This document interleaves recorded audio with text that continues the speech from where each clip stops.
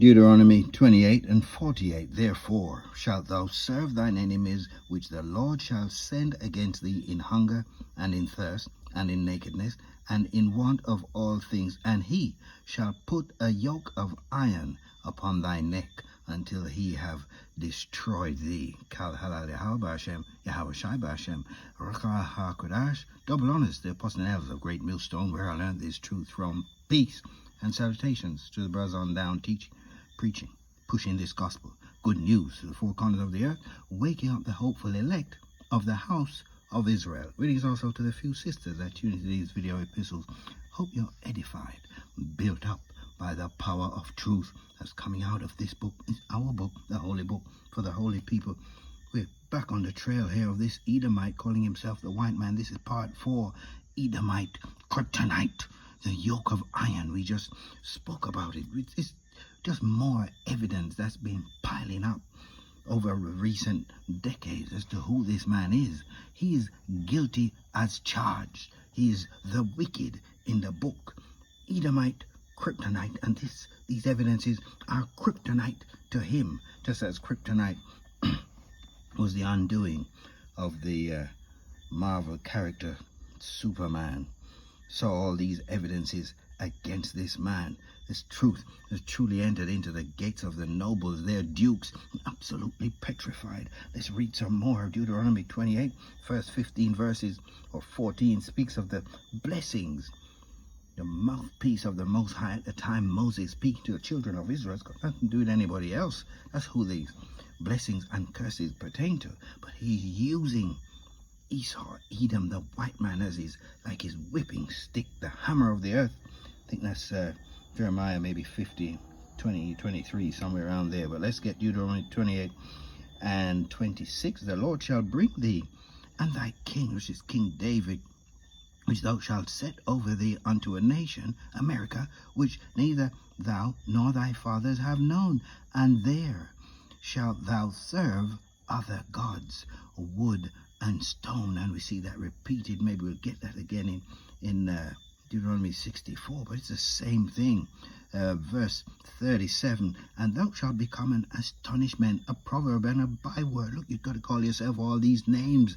I'm speaking to you here from up in the hills in Jamaica, so I've got to call myself Jamaican. You're born in some other place. Oh, Canada. Or you're born in England. You're British. See, Spanish. All these things. This is not scriptural.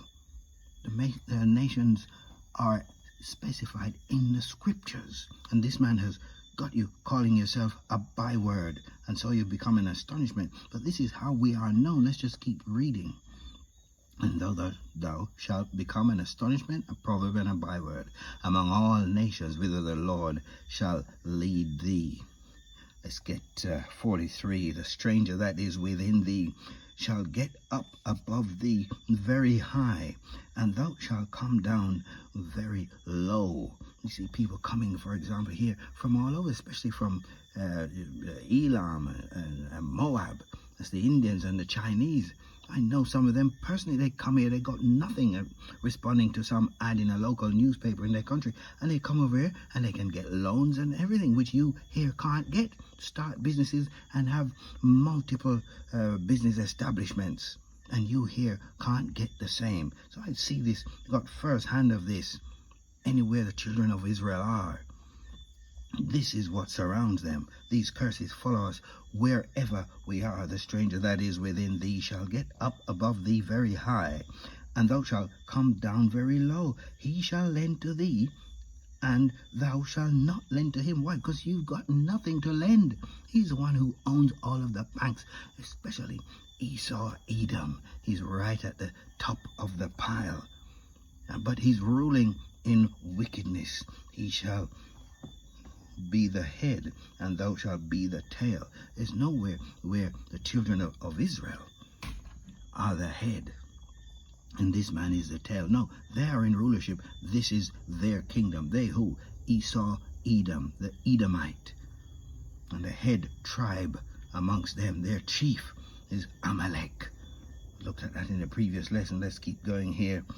Moreover, all these curses shall come upon thee, and shall pursue thee. See all these, what we mentioned here from 15 to 68, they're curses that follow the Hebrew Israelites, calling us these astonishment bywords, Negroes, Latinos, Native Americans, and all these other names. And they shall overtake thee till thou be destroyed, because thou hearkenest not unto the voice of the Lord thy God, to keep his commandments and his statutes which he commanded thee. These people have got you saying, they're saying, oh, it's because they're so intelligent. They've got this I2 intelligent, I think it's quotient, IQ. So it's because you're so low down. You're not a full human being, so they can just chop you up, mince you up, eat you, rape, plunder, pillage. You're not a full human being. So they don't need to take regard of you. And they shall be upon thee for a sign and for a wonder, and upon thy seed forever, meaning a long period of time.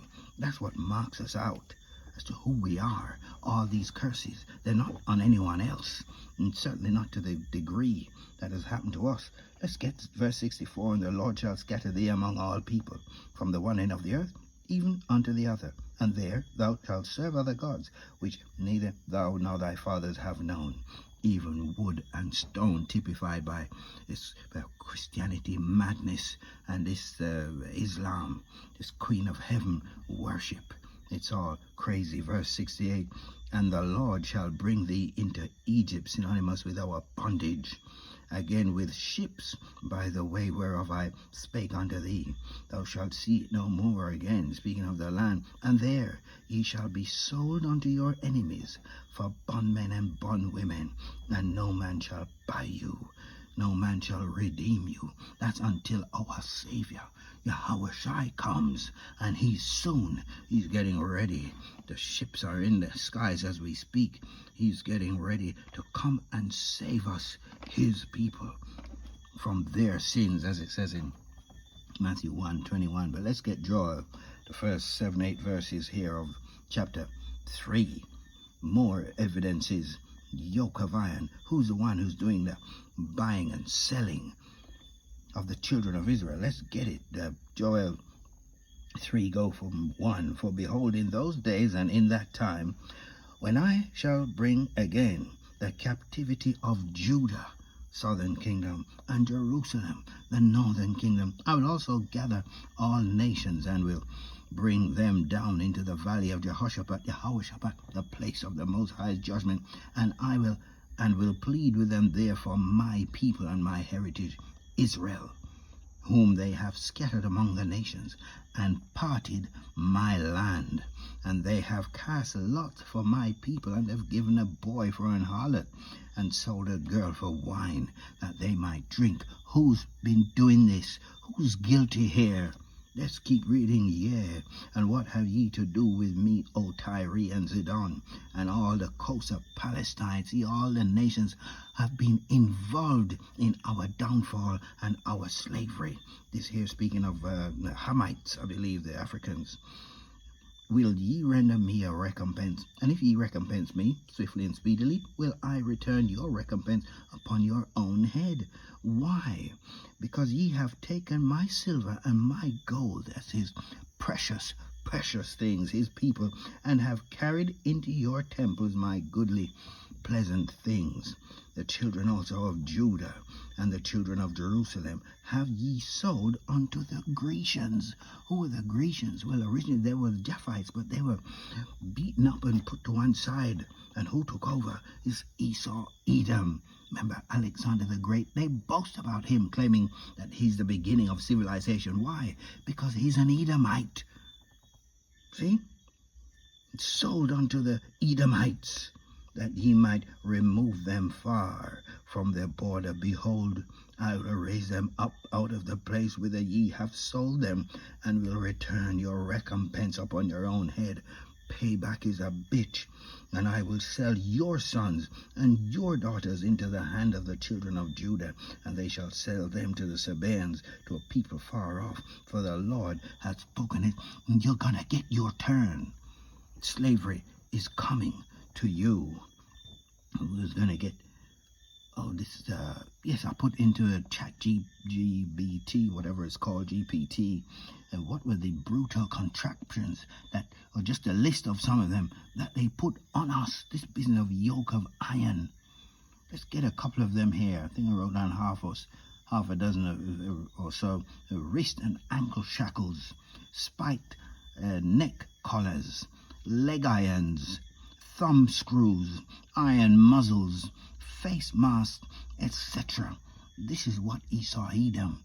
He took time to put all of this stuff together, and there's all kind of different contraptions that they put, because they reckon, oh, if you want to get away, I can't remember the name that they give the so-called runaway slaves, just because you wasn't enjoying being a slave. So obviously you're suffering from some kind of condition. This is the audacity of this man, the arrogance. It's Esau, Edom, Amalek, who was the actual slave owners.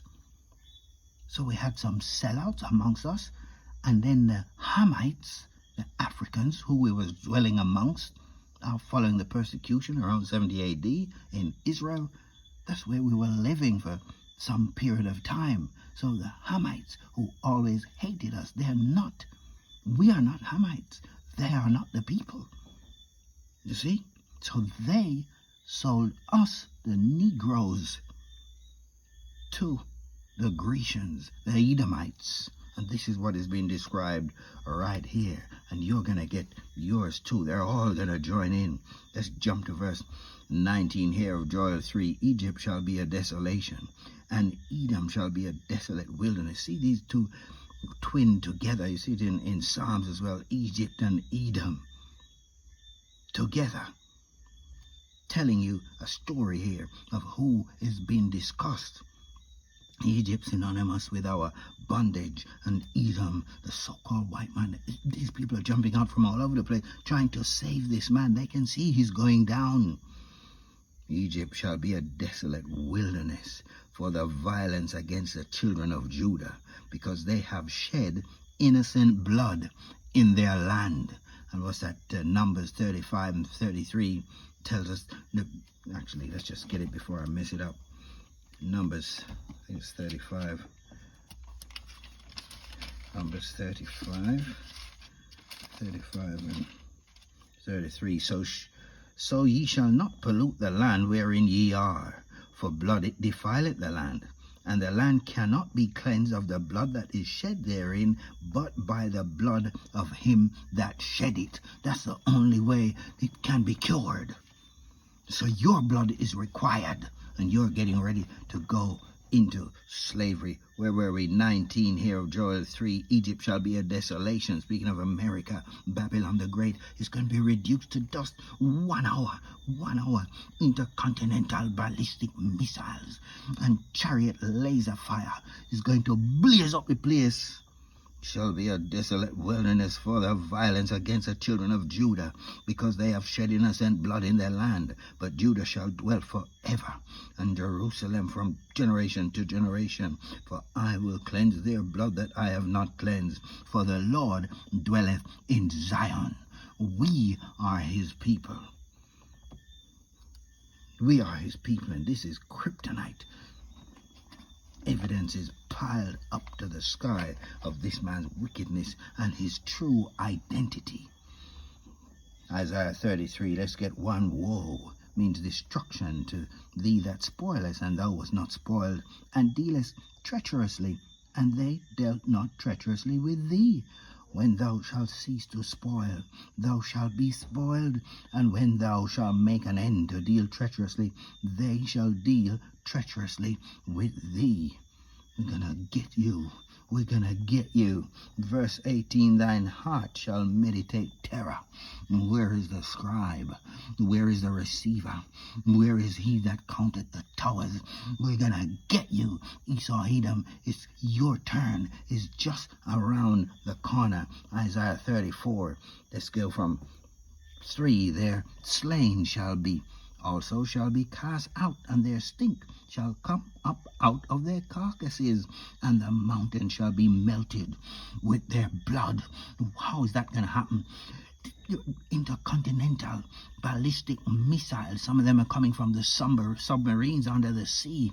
It's going to be raining down. The skies are going to be darkened with the missiles that's going to touch down on Babylon the Great and various other places, including our land over there. Palestine, and all the host of heaven shall be dissolved, and the heavens shall be rolled together as a scroll.